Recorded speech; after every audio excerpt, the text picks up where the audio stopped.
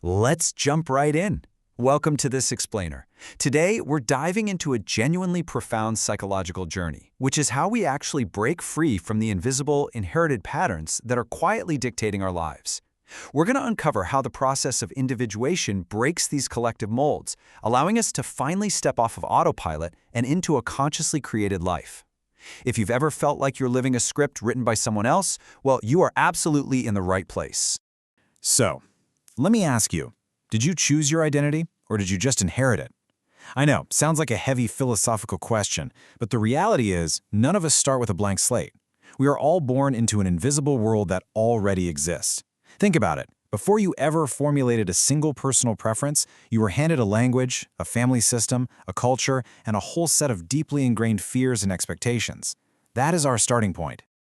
All right, let's move into Section 1, the ordinary world, and what we call the invisible field. This invisible field basically exists in two distinct layers. First, you've got collective consciousness. This is the social glue, the shared rules dictating what's acceptable, what's successful, or what's shameful. But then, much deeper down is the collective unconscious. We're talking about inherited psychological patterns and instincts. It's like a family's generational anxiety about money, or maybe a deep-seated fear of authority that you just carry around without knowing why. It literally shapes how we experience fundamental human realities like love and fear. And this brings us to the core challenge we all face. It's the fact that we mistake what we've inherited for our own personal choices.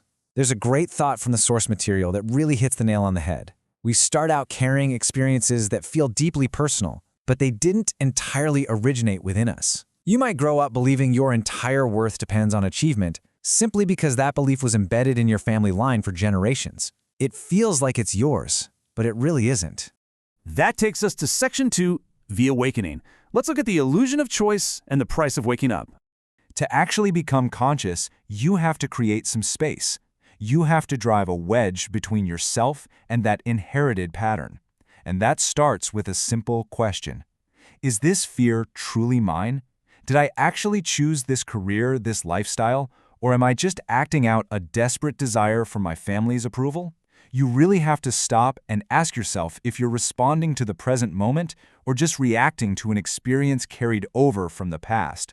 But brace yourself, because stepping away from collective influence, it is incredibly uncomfortable. As you wake up, you're going to feel this intense inner conflict between the self you were taught to be and the true self you're just discovering. It brings up heavy feelings of loneliness and guilt, mostly because, well, belonging is a fundamental human need. And here is a crucial point. When you change, your family system's unconscious desire for stability might actually cause them to see your new psychological maturity as a threat.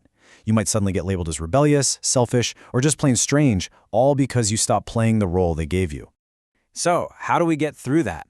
That brings us to Section 3, the road of trials, covering the 3 steps to individuation. The source material maps this process out through 3 very practical trials. These are not just abstract pie-in-the-sky ideas. These are the tactical steps required to actively break those collective patterns and separate your true self from your conditioning. Step 1 is observation without identification. Step 2 is examining inherited beliefs. And Step 3 is tolerating unfamiliarity.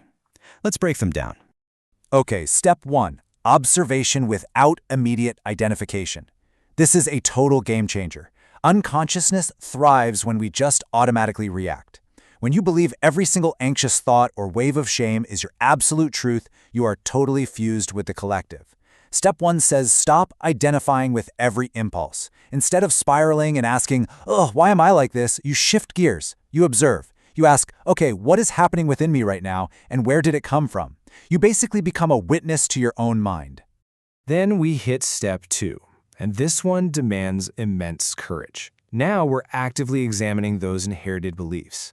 Whose voice do you actually hear when you're judging yourself? Is it really yours, or is it a parent's voice, society's? What beliefs about love and success were modeled for you growing up? You have to ruthlessly examine the hidden architecture of your own identity. You probably won't get immediate answers, but just asking these hard-hitting questions starts to dismantle that invisible prison. And Step 3, well, it's perhaps the hardest of the whole shebang, choosing truth over familiarity. You know, the ironic thing about the human mind is it doesn't naturally seek happiness, it actively seeks the repetition of what is familiar. We would literally rather be miserably comfortable than happily uncomfortable. Even if a pattern is actively destroying your life, it feels safer just because you know it. Truth, on the other hand, that can feel entirely wrong at first. Setting a new, healthy boundary might feel like a harsh rejection. Finding peace might actually feel like boring emptiness if you're used to constant emotional chaos. We have to learn to tolerate the deep, terrifying discomfort of the unfamiliar if we ever want to break the cycle. Finally, we reach Section 4, the return and the paradox of true freedom. This entire process we've been unpacking, that is individuation. And the absolute key here is that the goal isn't isolation. You aren't trying to run away to a cabin in the woods or rebel just for the sake of causing trouble. Individuation is a lifelong journey toward becoming an integrated, authentic self. It's all about developing a conscious relationship with the collective, rather than being entirely defined by it or completely cut off from it. In practice, a psychologically mature individual doesn't just abandon society. Instead, the conscious person returns to the collective, participating but with full awareness. You can love your family deeply without repeating their destructive behaviors. You can respect your culture while firmly questioning the traditions that cause harm. It's about learning to listen to the collective without ever surrendering your own inner authority. We usually think of freedom as having absolutely zero external rules or influences, right? But complete freedom from influence is pretty much impossible. We're social creatures. True freedom is simply having the awake awareness to recognize those influences and then actively choosing your relationship to them. It is moving from living on automatic repeat to actually consciously participating in your own life. And when you achieve this, you take on something incredibly powerful. You become the conscious meeting place between the past and the future. By doing this rigorous, sometimes painful psychological work, you take on the massive responsibility of deciding which inherited limitations, fears, and wounds you are going to finally interrupt. You become the ultimate circuit breaker, ensuring those patterns aren't just blindly passed on to the next generation.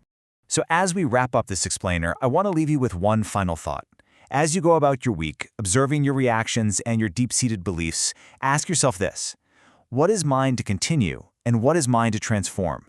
You have the awareness now to make that choice. Thank you so much for joining me on this deep dive, and I truly hope this helps illuminate your own path toward a consciously created life.